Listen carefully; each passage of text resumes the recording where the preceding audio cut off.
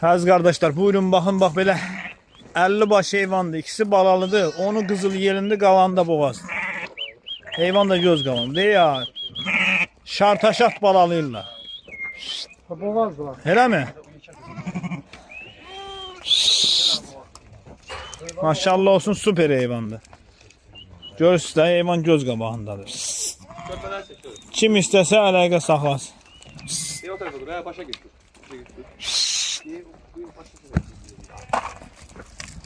İşte.